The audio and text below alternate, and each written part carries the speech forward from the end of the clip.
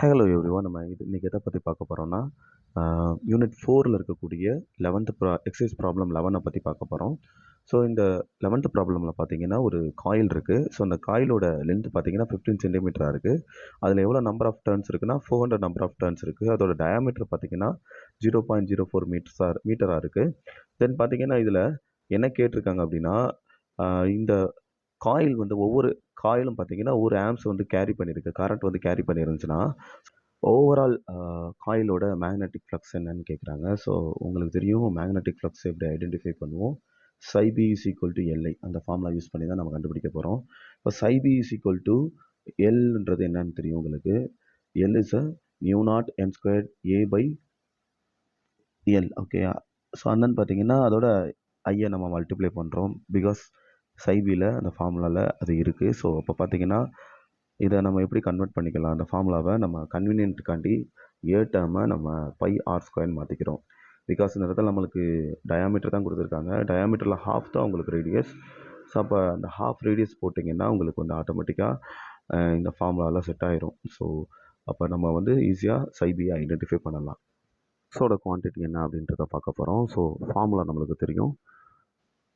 Formula வந்து pi mu N square then பார்த்தீங்கன்னா A divided by L into I. So இதுதான் formula. So mu நாட்டுக்கு பதில் என்ன போடுறோம், 4 பை இன்ட்டு 10⁻⁻7 போடுறோம். இங்கே பார்த்தீங்கன்னா 20,000 வந்திருக்கு. இந்த 20,000 எப்படி வந்துச்சுன்னா நம்ம என் அது ஆக்சுவலாக capital N is equal to small n into L. Okay. ஆக்சுவலாக நம்மளுக்கு எல்ன்றது என்னன்னு தெரியும். It's 50 centimetre. ஓகே. அதை எதால் மல்டிப்ளை பண்ணுறேன்னா 400ஆல் மல்டிப்ளை பண்ணுறேன். அப்போ 50 இன்ட்டு 400 என்ன வந்துடும் உங்களுக்கு 20,000 வந்துடும். ஸோ அதை தான் அந்த இடத்துல கேபிட்டல் எண்ணுக்கு பதிலாக நம்ம சப்ஸ்டியூட் பண்ணியிருக்கோம். It's 20,000 square. ஓகே. ஸோ இப்போ பார்த்தீங்கன்னா பை வந்து ஏல இருந்த பை பார்த்தீங்கன்னா 3.14. தென் பார்த்தீங்கன்னா ஆர் ஸ்கொயர் பார்த்தீங்கன்னா 0.02 ஸ்கொயர் இன்ட்டு கரண்ட்டு வந்து 1 ஆம்ஸ். ஓகே. அதை ஒன்றா சப்ஸ்டியூட் பண்ணியாச்சு. தென் பார்த்தீங்கன்னா லென்த்து பார்த்தீங்கன்னா இட்ஸ் சென்டிமீட்டரில் கொடுத்துருக்கோம். அதை மீட்டர் கன்வெர்ட் பண்ணோம்னா 0.5 வரும். ஓகே. ஸோ எல்லாத்தையும் டிவைட் பண்ணி ஆன்சர் கண்டுபிடிச்சோம்னா நம்மளுக்கு லாஸ்ட் என்ன வரும்னா 128 இன்ட்டு 3.14 இன்ட்டு 3.14 இன்ட்டு 10⁻³ வரும்.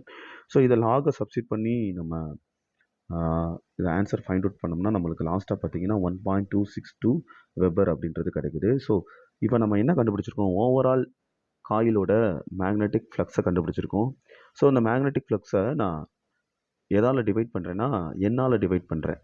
என்னால் டிவைட் பண்ணுறதுனால கேபிட்டல் என்னால் டிவைட் பண்ணுறதுனால நம்மளுக்கு என்ன கிடைக்கும் அப்படின்னா ஈச் காயில் இருக்குல்ல, அந்த ஈச் காயிலோட மேக்னெட்டிக் ஃப்ளக்ஸ் என்ன அப்படின்றது நம்மளுக்கு கிடைக்கும். அப்போ 1262 டிவைடட் பை 20,000. அப்போ ஆன்சர் பார்த்தீங்கன்னா 0.631 இன்ட்டு 10⁻⁻4 வெபர் அப்படின்றது கிடைக்கும். தேங்க்யூ ஃபார் வாட்சிங் திஸ் வீடியோ. லைக் பண்ணுங்கள், சப்ஸ்கிரைப் பண்ணுங்கள், பெல் பட்டனை கிளிக் பண்ண மறந்துடாதீங்க.